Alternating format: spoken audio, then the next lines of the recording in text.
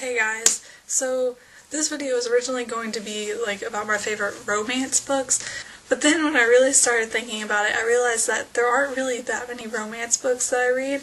A lot of the books I read have romance in them, but they're not just romance novels, so then it kind of broadened into my favorite couple/romance subplots in books. Some of these books I have here are primarily romance and others aren't. And I was actually surprised at how many, after I realized that there aren't that many romance books I read, I was actually surprised at how many books I was able to gather together for this. Okay, this first one should come as no surprise. 3 of my favorite fictional couples of all time come from the Harry Potter books. They'd be Ron, Hermione, Remus and Tonks, and James and Lily. And I know we don't see much of James and Lily in the actual series, but from what we do know, I'm really intrigued about them as a couple, and I would love, I've mentioned before, I read Marauder fanfiction all the time, and I would love J.K. Rowling to write more about them and James and Lily and all of that. But Ron and Hermione are probably my top favorite fictional couple ever, and I love Remus and Tonks and James and Lily too. And so even though Harry Potter definitely doesn't focus on romance, I still love the romance that is in there, so that's definitely on this list. The second one also shouldn't come as a surprise. It's Katniss and Peeta in the Hunger Games. I mean, you could really count the whole love triangle, but I like Peeta more, so there's nothing wrong with Gale. Until this book, he starts annoying me in this one. Again, the romance isn't... It's important to the plot. Well, Peeta and Katniss's romance is important to the plot because of the first games. If you've read the first book, you know what I'm talking about. It's not really a big spoiler to say that that them pretending / really being in love helps them through the first game. So their relationship is important, but the whole love triangle isn't really the main plot of the story, but it's definitely there and a big part of the story, and I love Peeta and Katniss so much. They're two, they were the first couple to come close to even beating Ron and Hermione in my mind. I love them so much. And the next one is also a series. It's Uglies by Scott Westerfeld. Now this is, I know I've talked about this in videos before, but I don't talk about it quite as much. It's a dystopian book like The Hunger Games, and it's not really focused on the romance. The romance is there. There is a love triangle in this book. This is the first book, Uglies, and there's not a love triangle in this book, because in Pretties, the second book, another guy comes in and then you kind of have a love triangle, but it's not like a typical love triangle, because you have one of the guys in this book and then you have another one of the guys in the second book, and you don't really see the guy from this book at all. I'm trying to say this without giving spoilers away, but it's kind of hard. But one thing that stands out to me about this is, usually in a book I know oh, they're going to end up together, and I know they're going to be together, and I know they're going to end up together at the beginning of the book, and that doesn't stop me from enjoying the couple. But this book, I had no clue, not just the romance, I had no clue how these books were going to end, period. I could not figure out how he was going to, end it, and it makes sense, and everything. But somehow he did, and it's just, I was so conflicted. I didn't know which guy I wanted her with, because I like them both, but then I don't like them both at the same time. I have really conflicted feelings on both of the guys in this series. And then you add Shay into the thing, and that just makes it worse, because I kind of wanted Shay and David together, and then that, then Tally comes, and it's, I can't really say anything without spoilers, but I just was so conflicted with the love triangle in this, and this isn't the book to read if you want a happy romantic ending, because this is kind of a spoiler, but it's not like I said, it's not entirely focused on the romance, although the romance is there, and it's not a romantic-y book, and it doesn't have a really romantic happy ending, but I love it, partly because it made me so conflicted. And the next book is historical fiction. It's The Witch of Blackbird Pond. I think I've mentioned this in videos before. I love this book. This is probably my favorite historical fiction of all time. For those of you who don't know, it's about, it takes place in Connecticut colony in the 1600s, and the main character, Kit, is accused of being a witch. And there is, I guess there could be a love triangle in this one, because there's this boy who wants her to marry him, but then she's kind of like falling in love with this other boy. And then you have her cousin who, like, well, the couples are kind of, you pretty much know from the beginning who's going to end up with who. The guy that she's falling, there's one guy that she's not really supposed to marry, but he wants to marry her, and there's not really any romance there.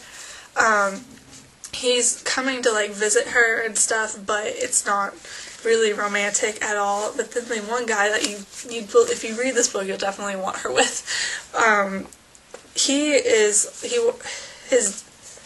dad is like a sailor and on a ship. They go from Barbados to America, the colonies. He brought her, she's from Barbados, and she rode on the ship with them to America.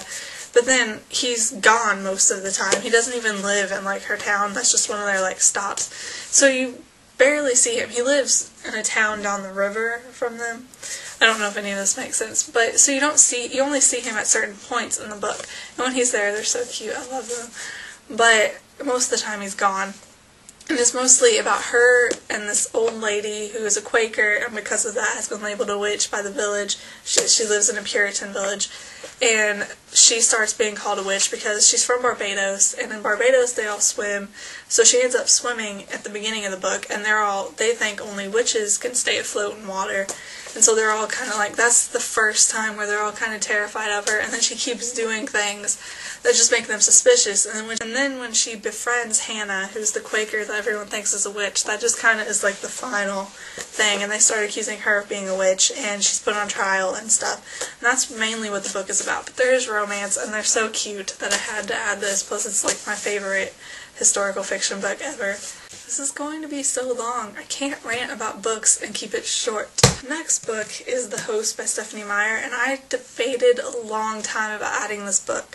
But there's kind of like a love square in this. Only two of them are in the same body. This is like science fiction with like aliens and stuff, but it's not the typical type of aliens.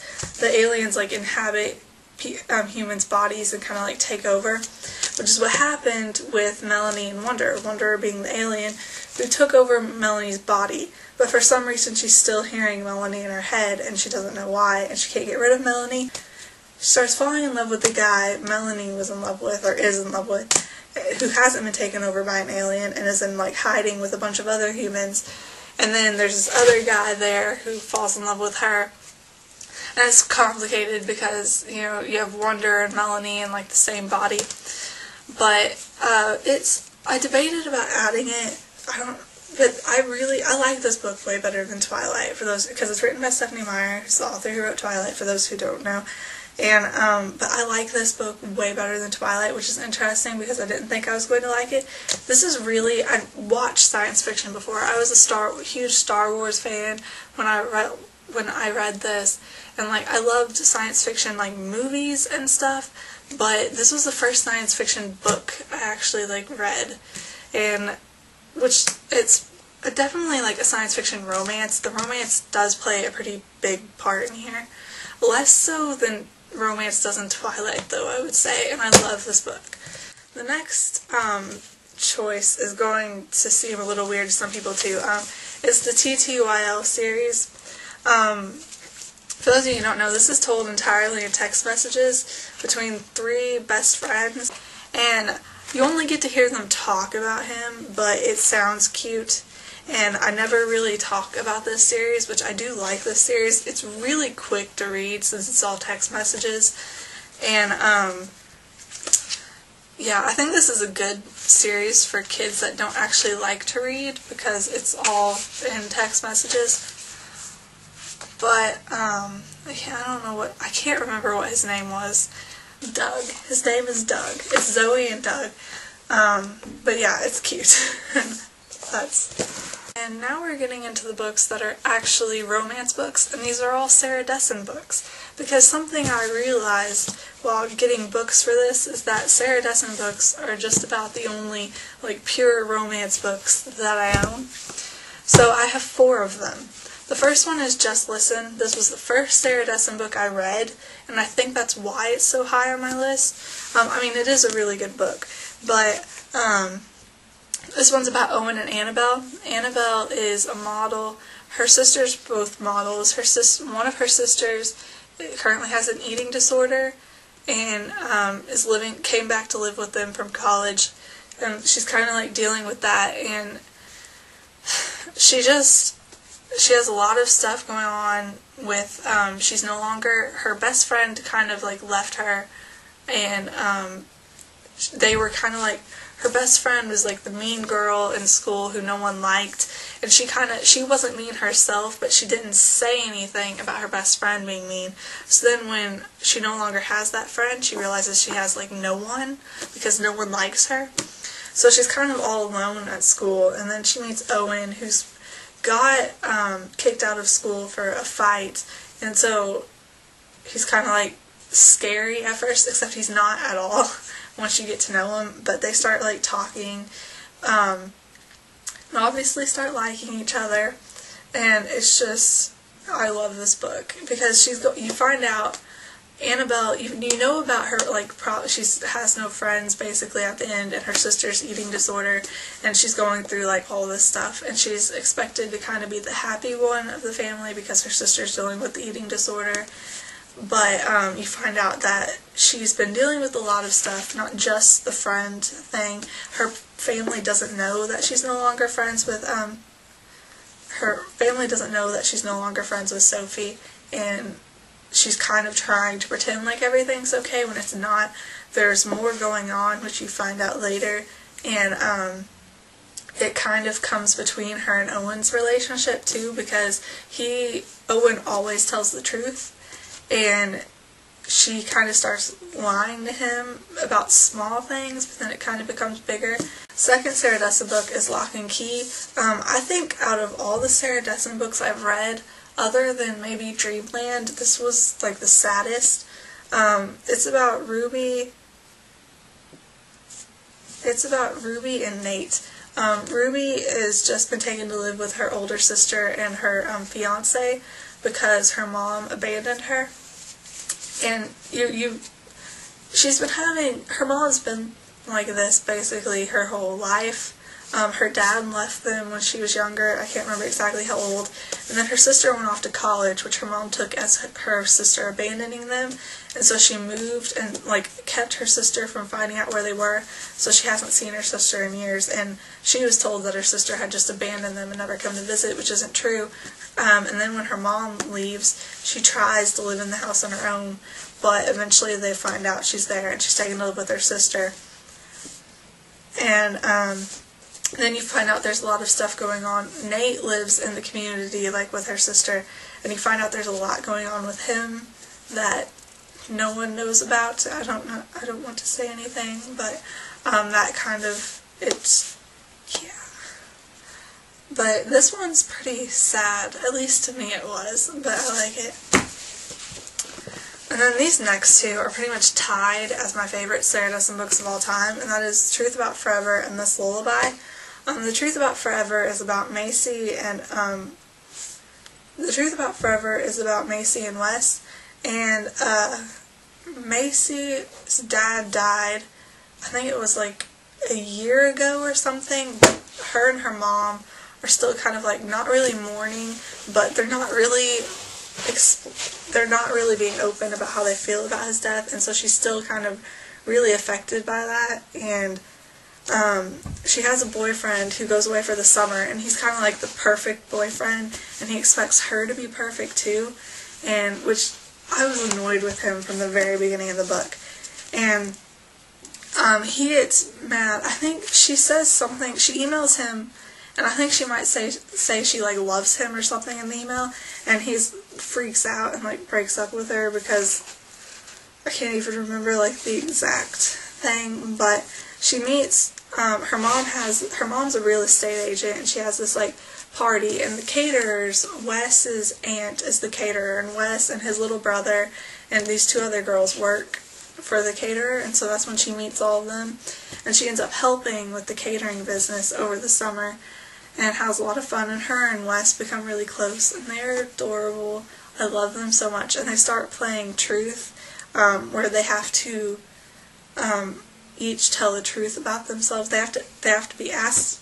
One of them asks a question, and the other one has to answer it truthfully, and the first person who doesn't answer truthfully loses. And that becomes important to the end of the book. And they're just adorable together, and I love them. And then this lullaby is about Remy and Dexter, which Remy's dad was a musician. He wrote a song for her called This Lullaby when she was a baby, and then he died, and she never really knew him that well. But everyone knows this song. It's the song that the father and daughter dances at weddings and all of that stuff. And Dexter is in a band, and she's vowed that she's never going to date musicians and stuff because of her dad. And then Dexter is really clumsy and just hilarious. I don't even know how to describe Dexter, but he's absolutely hilarious. And when he sees Remy, he's immediately decides that they're meant to be together, and he asks her out, and she says no, and they just keep running into each other.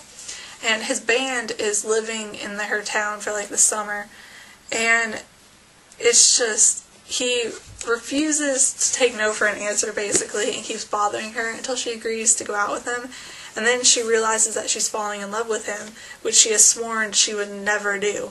Her and her brother, her older brother, were both determined never to fall in love, but now her older brother's engaged, and she thinks he's become a traitor and everything. And then when she realizes she's starting to fall in love with Dexter, she kind of freaks out and breaks up with him.